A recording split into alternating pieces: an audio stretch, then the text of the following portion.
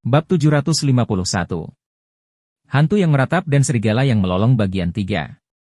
Alat penyengat lebah mempunyai duri. Jika mereka pergi dengan tergesa-gesa setelah menyengat seseorang, duri tersebut masih akan menggantung di kulit orang tersebut, yang biasanya akan mengeluarkan organ dalam lebah tersebut. Oleh karena itu, lebah pada dasarnya akan mati setelah menyengat seseorang. Di sisi lain, Stinger of the Hornet tidak menusuk ke belakang, jadi secara teori, bisa digunakan berulang kali. Setelah kedua pengganggu itu disengat, mereka dengan panik menampar si tawon. Namun, tawon ini telah berkembang begitu lama di ruang petaroh, dan reaksi mereka juga sangat cepat. Bagaimana mereka bisa terkena dampaknya? Seringkali, sebelum telapak tangan itu bisa mencapainya, tawon sudah melompat dan dengan kejam menggigit tempat lain. Tangan preman itu mengenai tempat dia disengat, dan dia menangis kesakitan.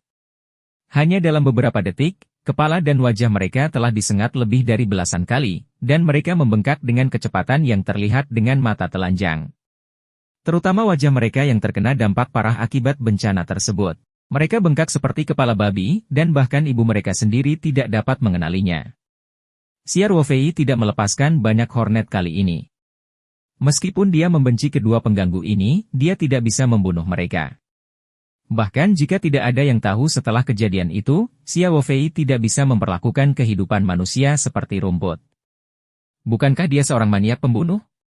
Setelah sekitar 20 penyengat, Xia Wofei menggunakan kekuatan spiritualnya untuk memerintahkan tawon terbang dan masih melayang di sekitar langit-langit kamar mandi. Jeritan melengking kedua pengganggu itu langsung menarik perhatian para pelayan di koridor. Seseorang segera bergegas menghampiri dan mendengar suara itu berasal dari kamar mandi wanita. Mereka segera memanggil pelayan untuk memeriksa. Lin Qiao baru saja berjalan ke pintu kamar mandi ketika pelayan yang menunggu di luar menghentikannya dan berkata, "Maaf, kamar mandi ini untuk sementara tidak tersedia. Silakan berjalan beberapa langkah lagi. Ada kamar mandi lain di sudut sana." Oh, Lin Qiao juga mendengar teriakan dari kamar mandi dan tidak tahu apa yang terjadi. Tentu saja, dia pusing dan terburu-buru untuk pergi ke kamar mandi, jadi tentu saja dia tidak mau masuk. Dia hanya menoleh untuk melihat dan terus berjalan ke arah yang ditunjukkan oleh pelayan. Tidak ada yang memperhatikan bahwa di belakang Lin Qiao, di dekat langit-langit koridor, ada seekor hornet yang mengikuti di belakangnya. Xia Wofei tidak akan pernah membiarkan Lin Qiao lepas dari pandangannya, kecuali saat dia buang air di kamar mandi. Pelayan pun kaget saat memasuki kamar. Kedua pria itu tersengat parah. Setelah wajah mereka membengkak, kulit mereka menjadi halus dan berkilau seperti balon yang pecah jika ditekan. Mata mereka bengkak sehingga hanya tersisa garis tipis, dan bibir mereka juga bengkak. Mereka berdua sangat kesakitan hingga mereka berguling-guling di tanah, mengeluarkan tangisan yang teredam. Setelah memastikan tidak ada orang lain di kamar mandi, pramusaji segera memanggil rekan prianya masuk. Itu adalah tawon. Seseorang yang bermata tajam melihat hornet mengitari langit-langit dan berteriak. Semua orang tanpa sadar bersembunyi di luar kamar mandi. Meski jumlahnya tidak banyak, namun ukurannya terlalu besar dan terlihat sangat menakutkan. Cepat! Cepat, hubungi keamanan.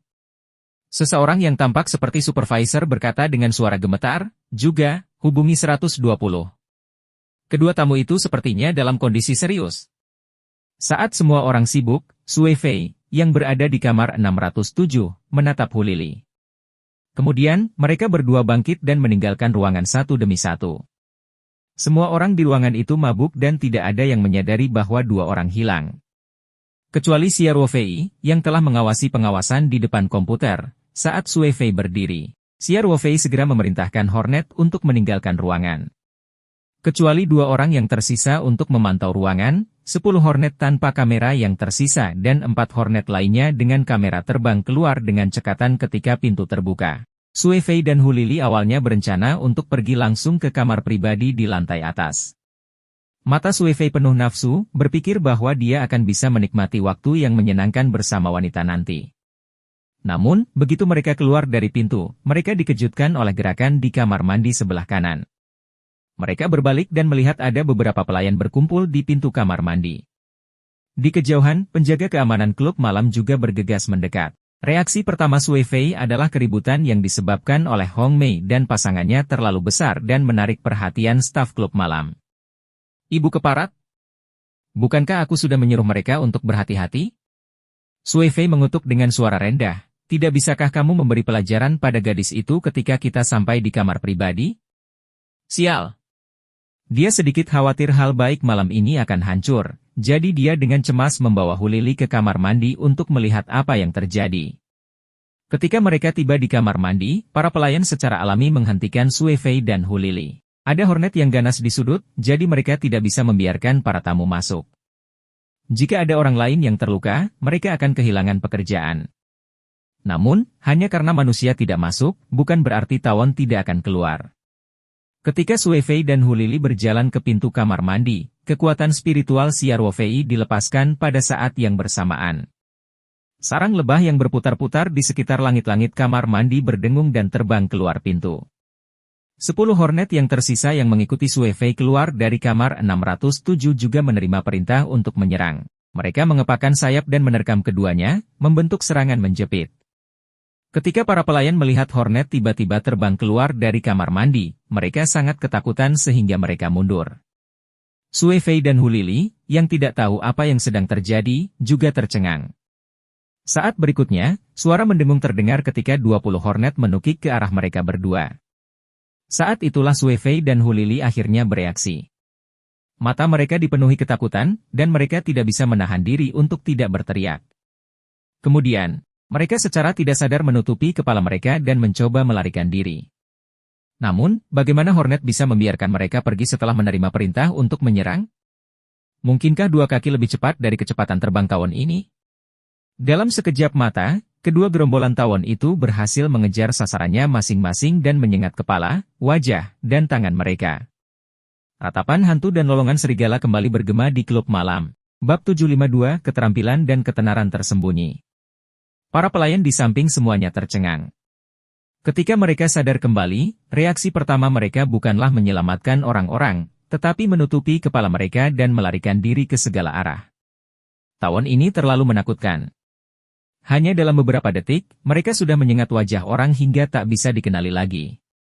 Terlebih lagi, mereka begitu ganas hingga menyerang tanpa pandang bulu. Mereka bahkan tidak melepaskan orang yang lewat oleh tamu. Siapa yang tahu jika mereka akan datang menjemputnya setelah mereka menyengat 2 orang sial yang sedang menonton pertunjukan itu? Bukankah dia akan gila jika dia tidak melarikan diri sekarang? Tiba-tiba, para pelayan di koridor bertebaran seperti burung dan binatang. Para satpam yang mendengar kabar tersebut hanya berani melihat dari kejauhan dan tidak berani mendekat. Bibir Siar Wo Fei melengkung ketika dia melihat pemandangan ini di layar pengawasan. Sui Fei pantas untuk tidak beruntung karena memiliki ide jahat pada Lin Qiao. Namun, Siar Wo Fei tidak ingin membunuh mereka berdua. Oleh karena itu, Ma Feng dan yang lainnya menyerang mereka bersama-sama. Setelah mereka menyengat keduanya hingga terlihat seperti kepala babi, mereka segera terbang ke kamar mandi di bawah komando kekuatan spiritual Siar Wo Fei. Mereka terbang keluar dari jendela kamar mandi dan menemukan pohon jalan untuk ditunggu.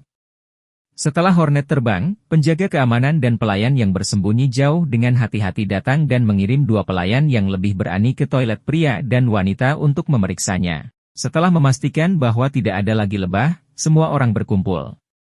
Namun, belum ada seorang pun yang memiliki pengalaman menangani sengatan lebah, sehingga mereka hanya bisa menanyakan kondisi pasien dan menunggu ambulans 120 datang.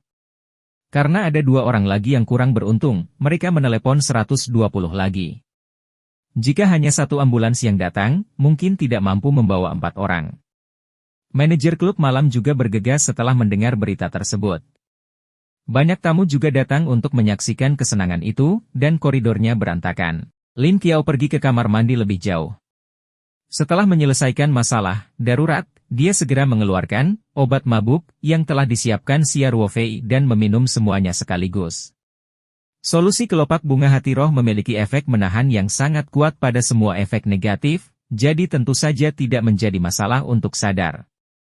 Alasan mengapa Lin Qiao merasa pusing sampai sejauh ini bukan karena alkohol. Sebaliknya, itu karena botol air yang disediakan oleh Hu Lili. Setelah Lin Qiao meminum airnya, seseorang datang untuk melamarnya. Dia dengan santai meletakkan botol air di atas meja, dan Hu Lili mengambil kesempatan itu untuk memasukkan obat tidur yang telah dia siapkan sebelumnya ke dalam botol. Untuk mencegah Lin Qiao jatuh pingsan di kamar pribadi, mereka tidak menggunakan terlalu banyak obat. Mereka hanya ingin membuat Lin Qiao pusing dan memperlambat pemikirannya. Reaksi seperti ini sangat mirip dengan mabuk. Ketika kebanyakan orang menyadari bahwa mereka telah minum terlalu banyak, mereka akan pergi ke kamar mandi, bersembunyi dari alkohol, atau mencuci muka dengan air dingin. Saat Lin Qiao hendak pergi ke kamar mandi, Hu Lili menempati kamar mandi terlebih dahulu. Kemudian, dia berlama-lama di dalam dan menolak untuk keluar. Lin Qiao tidak punya pilihan selain pergi ke kamar mandi umum di luar. Sudah ada 2 wanita hooligan di kamar mandi umum. Menurut rencana, mereka akan berkonflik dengan Lin Qiao, lalu memberinya pelajaran di kamar mandi dan memaksanya minum lebih banyak bubuk ko. Ketika obatnya mulai berlaku, mereka akan membawanya ke kamar pribadi di lantai atas yang telah dipesan sebelumnya. Lalu, giliran Sue Fei. Anak kaya gila ini menginginkan Su Lin Qiao. Yang lebih menggelikan lagi adalah dia telah mengatur agar Hu Lili merekam adegan itu. Dia bahkan berencana menggunakan video itu untuk memeras Lin Qiao. Lin Qiao hanya tidak ingin bekerja sama dengannya untuk berbuat curang selama ujian masuk perguruan tinggi, tapi dia membalas dendam padanya dengan sangat kejam. Sudah jelas sejauh mana dia akan membalas dendam atas keluhan terkecilnya. Setelah Xia Ruofei menganalisis situasinya, dia pada dasarnya menebak rencana Sue Fei. Oleh karena itu, dia tidak segan-segan memerintahkan Tawon untuk memberi mereka pelajaran. Setelah Lin Qiao meminum obat Tiongkok yang dibuat dari larutan kelopak bunga hati, rasa pusingnya segera hilang. Dapat dikatakan bahwa efeknya langsung terasa. Dia mengambil air dari wastafel dan mencuci wajahnya sebelum keluar dari kamar mandi. Lin Qiao ingin kembali ke kamarnya untuk memberitahu teman-teman sekelasnya dan pulang dulu. Saat itu sudah lewat jam 9. Dia tidak ingin ibunya dan Xia Ruofei khawatir, jadi dia berencana untuk kembali ke asrama Biro Kehutanan dan memberitahu mereka bahwa dia aman. Begitu dia sampai di koridor, dia melihat ada banyak suara di depannya. Banyak orang berkumpul di sekitar pintu kamar mandi di depan. Lin Qiao harus melewati kamar mandi untuk kembali ke kamar pribadi. Dia segera tiba di lokasi kejadian. "Permisi," kata Lin Qiao lembut. Dia membelah kerumunan dan bersiap untuk terus berjalan kembali ke kamar 607. 4 orang tergeletak di lantai koridor sambil meratap kesakitan. Yingning dan 2 pengganggu lainnya juga dipindahkan ke koridor oleh para pelayan. Wajah Sue Fei dan Hu Lili bengkak seperti kepala babi, dan suara mereka serak. Namun, Lin Qiao mengenali pakaian mereka. Sue Fei dan Hu Lili? Lin Qiao terkejut. "Apa yang terjadi padamu? Nyonya, apakah Anda kenal kedua orang ini?" Manajer klub malam bertanya. Aku tidak yakin." Lin Qiao memandang mereka berdua dan berkata, "Mereka terlihat seperti teman sekelasku dari pakaian mereka." Manajer itu juga melihat kedua wajah berkepala babi itu dan dengan cepat berkata, "Itu pasti benar. Keduanya disengat lebah dan kami sudah menghubungi nomor darurat. Bisakah Anda memberitahu keluarga mereka? Saya tidak tahu bagaimana cara menghubungi keluarga mereka." Lin Qiao berkata dengan malu. "Mengapa tidak? Saya pergi ke ruang pribadi dan berbicara dengan pengawas kelas kita." Bab 753. Keterampilan dan ketenaran tersembunyi bagian 2. Baiklah. Manajer berkata, "Kalau jadi aku harus merepotkanmu." Lin Qiao mengangguk sedikit dan kemudian berjalan kembali ke kamar pribadi dengan langkah lebih cepat. Di tengah keramaian, dia menemukan pengawas kelas sedang bernyanyi bersama yang lain. Setelah Lin Qiao menghadapi apa yang terjadi, pengawas kelas sadar dan buru-buru memimpin beberapa orang keluar. Setelah memastikan bahwa 2 orang malang yang disengat Tawon itu benar-benar Sue Fei dan Hu Lili, pesta itu tentu saja tidak dapat dilanjutkan. Namun, 40 orang di kelas tidak perlu tinggal, dan pemandangannya cukup kacau. Ketua kelas yang bertugas mengatur acara meninggalkan beberapa anak laki-laki untuk membantu, dan kemudian meminta siswa yang akrab dengan Sue Fei dan Hu Lili untuk memberitahu orang tua mereka. Sedangkan orang-orang lainnya, secara alami mereka kembali ke rumah masing-masing untuk mencari ibu mereka. Pengawas kelas cukup bertanggung jawab. Dia tidak melupakan apa yang dia katakan sebelumnya. Dia mengatur bahkan agar anak laki-laki mengirim beberapa anak perempuan yang rumahnya jauh dan terpencil. Tentu saja, dia melakukannya demi keselamatan. Insiden Sue Fei dan Hu Lili sudah terjadi hari ini. Jika ada gadis yang pulang ke rumah dan mengalami masalah keamanan, dia sebagai penyelenggara pesta, harus menanggung kesalahannya. Namun, rumah Lin Qiao berada di kota, jadi dia menolak persetujuan pengawas kelas untuk mengirimnya kembali. Dia berkata bahwa rumahnya tidak jauh dari sini dan dia bisa naik taksi untuk pulang. Pengawas kelas sibuk dan tidak terlalu peduli. Setelah mengingatkan Lin Qiao untuk berhati-hati, dia melepaskannya. Setelah Lin Qiao pergi, dia memanggil taksi dan kembali ke asrama di Biro Kehutanan. Sementara itu, Xia Ruofei telah memanfaatkan kekacauan ini untuk memanggil kembali semua Hornet ke ruang petaruh. Dia meletakkan laptopnya ke dalam ruang petaruh, dan kemudian teleponnya berbunyi. Saudara Xia, Lin Qiao keluar sendirian dan naik taksi. Lei Hu menjawab, saya mengikuti di belakang mobil sambil menyanyikan sedikit lagu. Xia Ruofei mengangguk dan berkata, ya, terima kasih. Laporkan saya setelah Qiao Er memasuki rumah dengan selamat. Dipahami, kata Lei Hu. Dia tidak bisa menahan nafas di dalam hatinya, cinta saudara Xia pada Lin Qiao benar-benar tak terkatakan. Gadis konyol ini tidak tahu bahwa saudara Xia telah melakukan begitu banyak pekerjaan di belakang layar. Dia juga tidak tahu bahwa dia hampir terjerumus ke dalam situasi berbahaya. Lei Hu dan para veteran lainnya sangat jelas tentang hubungan antara Xia Ruofei dan keluarga Lin Qiao. Oleh karena itu, Lei Hu sangat tersentuh. Dia sangat mengagumi tindakan Xia Ruofei yang menjaga wasiat para martir dan keluarga rekan-rekan dan saudara-saudaranya. Saat Lei Hu hendak menutup telepon, Xia Ruofei berkata, saudara-saudara yang lain masih menunggu pesanan di bawah, bukan? Biarkan semuanya muncul. Saya di kamar 605. Saudara Xia, ini. Kamar pribadi sudah dipesan. Saudaraku, datanglah dan nyanyikan sebuah lagu. Xia Ruofei tersenyum dan berkata, datanglah setelah kamu mengantar Qiao Er pulang. Aku akan memesan makanan dan anggur dulu. Ya. Hati Lei Hu menghangat saat dia menjawab, saudara Xia. Setelah beberapa saat, 4 atau 5 veteran datang ke kamar 605. Xia Ruofei menekan bel layanan dan meminta pelayan membawakan beberapa kotak bir. Dia juga memesan beberapa hidangan yang disertai bir dan semangkuk besar mie seafood untuk setiap orang. Klub malam Xuanji kebanyakan menjual marinade, lauk pauk, dan makanan ringan. Tidak banyak makanan pokok yang bisa dipilih. Xia Ruofei secara pribadi bersulang untuk mengucapkan terima kasih atas kerja keras mereka selama 2 hari terakhir. Lalu, dia mengajak semua orang untuk makan mie mereka terlebih dahulu. 10 menit kemudian, Lei Hu menelepon. Lin Qiao telah tiba di rumah dengan selamat. Ketika Lei Hu tiba di kamar 605, Xia Ruofei mengambil sekaleng bir lagi dan berkata, saudara-saudara, 2 hari ini sulit bagi semua orang. Aku akan bersulang lagi untukmu.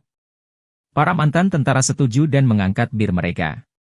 Xia Ruofei meneguk kaleng birnya dan berkata sambil tersenyum, semuanya, mulailah bernyanyi. Ayo minum anggurnya. Lalu, dia berkata kepada Lei Hu, masih ada yang harus kulakukan, jadi aku akan kembali dulu. Manjakan saudara-saudara dengan makanan dan minuman yang enak. Saya sudah membayar untuk kamar pribadi. Anda bisa bermain sampai waktu tutup. Jangan mengatur saudara-saudara kita yang akan berpartisipasi dalam operasi hari ini untuk bergiliran besok. Baiklah, saudara Xia, berhati-hatilah. Lei Hu berkata dengan cepat. Xia Ruofei mengangguk dan mengeluarkan setumpuk uang 100 yuan dari dompetnya. Dia menyerahkannya kepada Lei Hu dan berkata, jika kamu tidak memiliki cukup anggur, teruslah berteriak. Singkatnya, setiap orang harus makan dan minum dengan baik. Tidak, kita tidak boleh minum sebanyak itu, Lei Hu dengan cepat menolak. Xia Ruofei tertawa dan memarahi, omong kosong. Anggur ini bahkan tidak cukup untuk kamu minum sendirian. Mereka semua dilatih di Angkatan Darat, siapa yang tidak tahu siapa? Anda tidak dapat kembali sampai Anda selesai menghabiskan uang ini. Lei Hu menyeringai sambil mengambil uang itu dan berkata, ya. Terima kasih, saudara Xia. Para mantan tentara pun mengucapkan terima kasih dengan lantang. Xia Ruofei melambai kepada semua orang dan berjalan menuju pintu.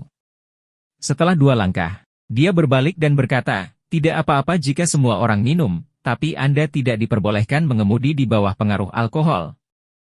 Ingatlah untuk memanggil pengemudi yang ditunjuk. Untuk operasi ini, Lei Hu menyewa van 7 tempat duduk, itulah sebabnya Xia Ruofei mengingatkannya. Dipahami. Lei Hu dan yang lainnya berkata sambil tersenyum.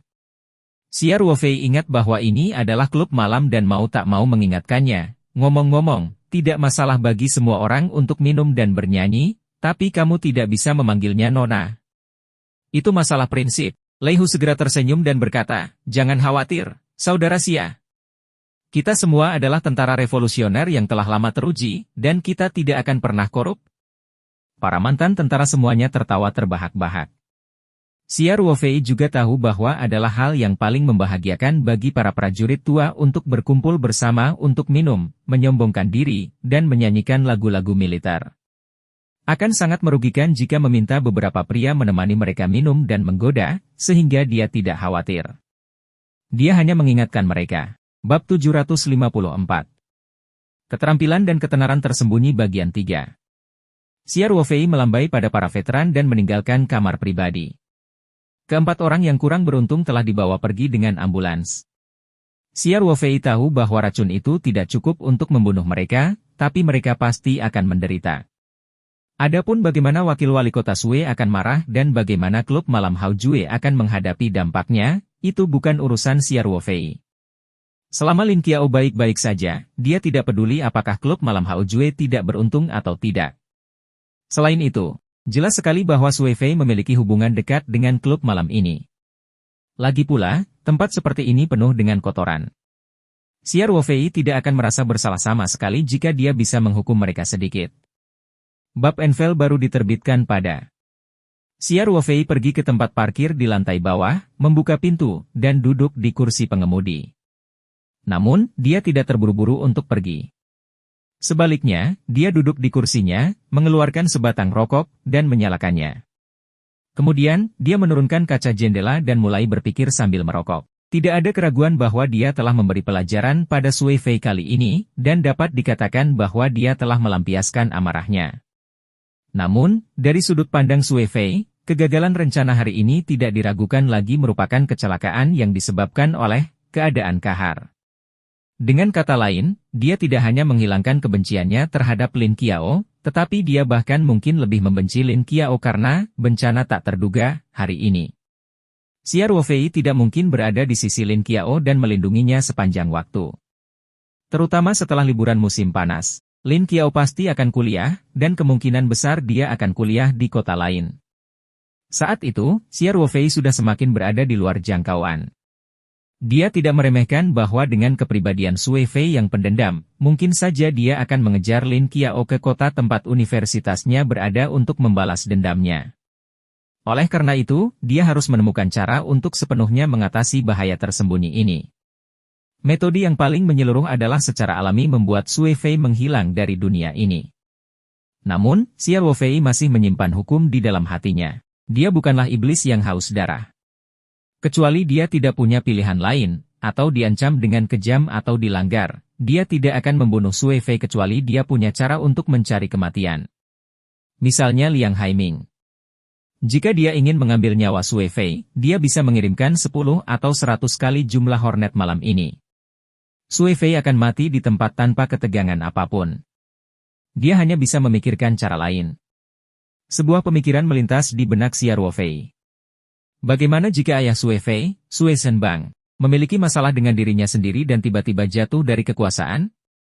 Bagaimana jika Sue Fei juga terlibat dalam kasus ini dan menangani hukuman penjara? Bukankah anak nakal seperti ini paling bergantung pada otoritas ayahnya? Jika ayahnya dipenjara, dan bahkan dia sendiri terlibat, apakah dia masih bisa berbuat apa-apa? Xia Ruofei mulai menyelidiki Sue Shenbang. Jika Sue Shenbang benar-benar hanya pejabat biasa-biasa saja yang memanjakan anak dan tidak melanggar hukum apapun, tentu saja Xia Ruofei tidak bisa melakukan apa-apa padanya. Namun, jika Sue Shenbang adalah parasit negara, pejabat korup, maka ia kurang beruntung. Namun mengusut seorang wakil wali kota tidaklah subur. Setidaknya, itu tidak sama dengan menyelidiki Sue Fei. Dalam penyelidikan seperti ini, Lei Hu dan yang lainnya tidak dapat berperan banyak. Dia masih harus memikirkan rencana lengkap. Xia Ruofei tenggelam dalam pikirannya sehingga dia bahkan tidak menyadari bahwa rokoknya hampir habis. Saat itu, ponsel Xia Ruofei di konsol bergetar. Dia sadar dari lamunannya dan mematikan rokok di asbak mobil. Dia kemudian mengangkat teleponnya dan melihatnya sekilas.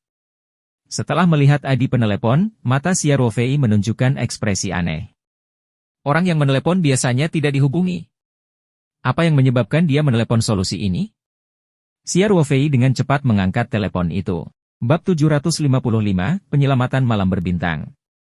Peneleponnya adalah Niu Tao, seorang letnan kolonel dari distrik militer. Saat itu, Xiao Fei berselisih dengan wakil direktur kantor polisi kota Linhai karena Lin Qiao dan putrinya. Setelah meminta bantuan Raja Serigala Kuosan, para pemimpin lokal di Provinsi Tenggara disiagakan. Letnan Kolonel Niu inilah yang menemani Tian Huilan, yang juga wali kota Sanshan, dan Chen Bo, Direktur Biro Keamanan Umum Kota Sanshan, ke kota Linhai semalaman untuk menangani masalah tersebut. Selanjutnya, Niu Tao memiliki identitas lain. Dia adalah mantan pemimpin skuadron dari tim penyerang Serigala Tunggal. Alasan mengapa dia dipindahkan ke provinsi daerah militer adalah karena dia terluka parah selama menjalankan misi. Setelah sembuh, kondisi fisiknya sudah tidak layak lagi untuk bertugas di pasukan garis depan, terutama di satuan tempur khusus. Itu sebabnya dia dipindahkan ke provinsi daerah militer. Karena hubungan inilah Xiao Fei dan Niu Tao memiliki rasa keintiman yang alami. Setelah itu, bertukar informasi kontak. Mereka kadang-kadang menghubungi satu sama lain, dan Niu Tao bahkan mengajak Xiao Fei minum 2 kali. Namun karena keduanya tidak banyak berinteraksi dalam pekerjaan atau karirnya, mereka bisa dianggap sebagai sahabat bapak-bapak, dan jarang saling menghubungi. Hari sudah sangat larut, tapi Niu Tao tiba-tiba menelepon. Xiao Fei punya kedalaman buruk. Dia segera mengangkat telepon. "Halo, Saudara Banteng." Xiao Fei berkata dengan suara tenang. "Serigala Darah, apakah kamu berada di 3 gunung?" Mendengar kode nama dan suara yang familiar, Xiao Fei tidak bisa menahan diri untuk tidak membuka mulutnya karena terkejut. Orang yang meneleponnya bukanlah Niu Tao, tetapi pemimpin tim penyerang Serigala Tunggal, Raja Serigala Kuosan, yang belum pernah dilihatnya sejak pensiun dari Angkatan Darat. Xiao Fei tanpa sadar menegakkan punggungnya dan berkata, "Raja Serigala, aku berada di kota Sanshan sekarang." "Itu bagus." Kuosan segera berkata. Tidak nyaman berkumpul melalui telepon. "Segera pergi ke rumah sakit umum militer. Serigala api akan menunggumu di depan pintu. Kunjungi No. Fei, LB.I.N. untuk pengalaman membaca novel terbaik." Firewolf adalah nama kode Niu Tao di tim penyerang Serigala Tunggal. Dia satu angkatan dengan Kuosan, dan mereka berdua telah melalui hidup dan mati bersama, sama seperti Xiao Fei dan Lin Hu. "Dipahami." Xiao Fei menjawab tanpa ragu, "Saya akan sampai di sana 10 menit lagi." Dengan itu, Xiao Fei segera menyalakan mobilnya. Night 15 meraung dan bergegas keluar dari tempat parkir seperti kuda liar. Ia memekik hingga berhenti di pintu masuk. Mobil besar itu melayang dengan indah dan bergegas ke jalan raya. Meski masih banyak mobil di jalan pada jam 9, namun saat itu bukan lagi jam sibuk. Kendaraan off-road Night 15 dengan gesit melewati lalu lintas yang jarang. Dengan deru mesin yang tumpul, mobil itu melaju menuju rumah sakit umum militer. Xiao Fei mengoperasikan mobil dengan terampil. Sepertinya dia dalam bahaya, namun kenyataannya, dia bergerak dengan lancar melewati lalu lintas. Pada saat yang sama, dia berkomunikasi dengan ruang petaroh dengan pikirannya dan mengeluarkan 2 botol porselen. Di dalamnya ada 2 botol larutan kelopak bunga hati yang biasa dia miliki. Keduanya adalah jenis dengan konsentrasi lebih tinggi. Pada saat yang sama, dia juga mengeluarkan 1 set jarum perak untuk akupuntur dari luar angkasa dan memasukkannya ke dalam tasnya. Kuosan segera meneleponnya di rumah sakit umum militer. Ada kemungkinan 80% terjadinya keadaan darurat, dan kemungkinan besar ada seseorang yang terluka, dan rumah sakit mengalami kesulitan dalam merawat mereka. Bagaimanapun, pengalamannya setahun terakhir setelah pensiun bukanlah rahasia bagi Kuosan. Xiao Fei telah menyebutkannya selama panggilan telepon terakhir. Kuosan harus tahu bahwa dia memiliki pengalaman yang kaya dalam menangani beberapa penyakit yang sulit dan bermacam-macam. Xiao Fei ingat bahwa 2 atau 3 bulan yang lalu, ketika dia sedang berbicara di telepon dengan Kuosan, dia berkata bahwa dia mungkin akan datang ke 3 gunung untuk menemuinya setelah beberapa saat. Xiao Fei yakin Kuosan ada di sini untuk misi di Provinsi Tenggara. Namun, karena kerahasiaan, Xiao Fei, yang sangat paham dengan peraturan, tidak menanyakan detailnya. Sekarang tampaknya Kuo San secara pribadi memimpin tim untuk menjalankan misi, dan misi ini tampaknya mengalami beberapa masalah. Pikiran Xia Ruofei dengan cepat menganalisis banyak hal. Rumah sakit umum militer juga berada di distrik Menara Lonceng. Xia Ruofei menggunakan kecepatan naik 15 sebanyak mungkin, sehingga butuh lebih dari 8 menit untuk mencapai rumah sakit. Dia segera melihat Niu Tao yang mengenakan pakaian kasual. Dia berdiri di bawah tanda rumah sakit umum dan melihat sekeliling dengan ekspresi khawatir. Xia Ruofei berkedip 2 kali dan membunyikan klakson beberapa kali. Kemudian, dia menurunkan kaca jendela dan melambai ke arah Niu Tao. Niu Tao menoleh dan melihat Xia Ruofei duduk di kursi pengemudi. Dia segera berlari dan menarik kursi penumpang depan. Xia kecil, maju terus. Aku akan menunjukkan jalannya padamu. Saudara Banteng, bagaimana situasinya? Xia Ruofei bertanya sambil menyalakan mobil lagi. Saya tidak terlalu yakin tentang detailnya. Niu Tao berkata dengan nada berat, kamu tahu aturannya. Kuo San pasti tidak akan memberitahuku banyak hal. Saya hanya tahu bahwa kerugian mereka kali ini tidak sedikit. Belok kanan di perempatan depan. Setelah Niu Tao mengarahkan Xia Ruofei ke arah yang benar, dia melanjutkan, 1 orang dikorbankan, dan 1 orang terluka parah. Dia masih diresusitasi di gedung spesialis. Akademisi Chai Zhengbin, Direktur Departemen Bedah Utama Rumah Sakit Umum, secara pribadi bertindak sebagai kepala ahli bedah. Namun, situasinya tidak terlalu optimis. Kuo San juga sedikit putus asa. Jadi dia berpikir untuk memanggilmu. Kami hanya bisa melakukan upaya terakhir dalam situasi putus asa. Meskipun kata-kata Niu Tao tidak terlalu menyenangkan dan dia sepertinya tidak percaya pada Xia Ruofei sama sekali tidak sedih karena perhatiannya tidak memperhatikan kata-kata lainnya.